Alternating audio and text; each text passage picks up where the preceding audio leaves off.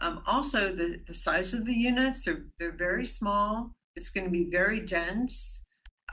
What's going to happen when the next project comes and it gobbles up the light and from from onto this project as well. We don't know, but we do know another project is coming down the pike, and there are more that are probably going to be along Colorado Boulevard. And it's almost like we're building a whole system of tenements, and we went for hundreds of years trying to get away from that, and now we have people stuffed in to give them a roof over their head. But life is more than just that.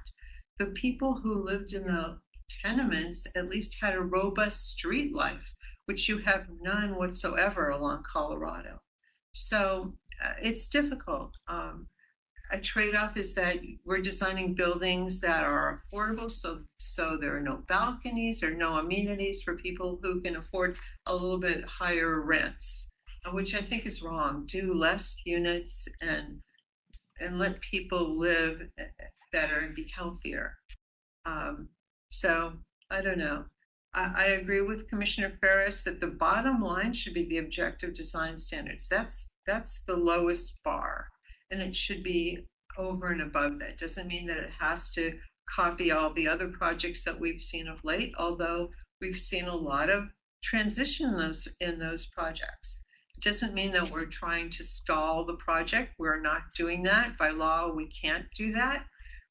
We're limited to 5 public meetings by state law. Somebody brought up very astutely that there used to be, 4 stories, or there used to be a certain kind of zoning. Well, the city did not change that. This is what the state of California did in order to make more housing.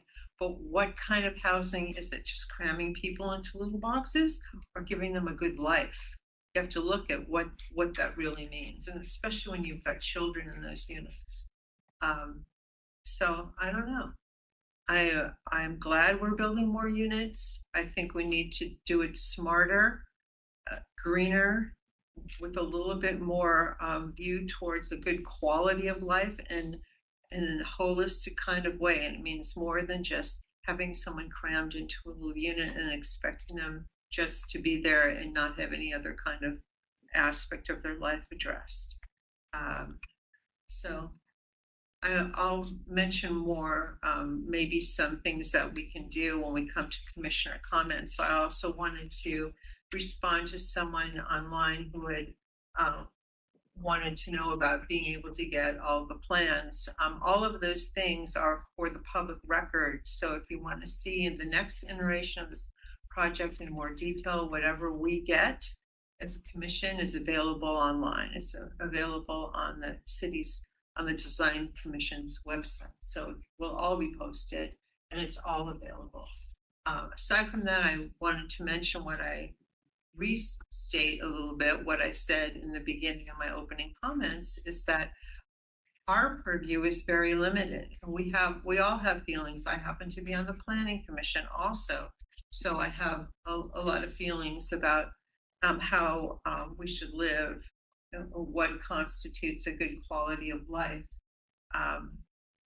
But there's only so much we can do. So when it comes to density, height, parking, and elimination of so many of those amenities like open space, because we're granting waivers and concessions, it's out of our hands.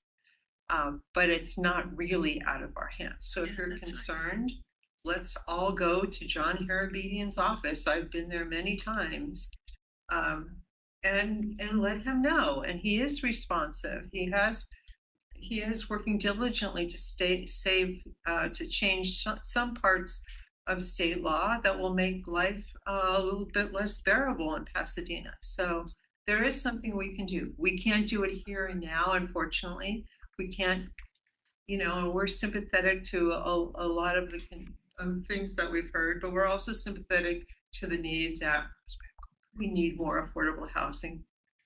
People are having children, and their children are going to need a place to live.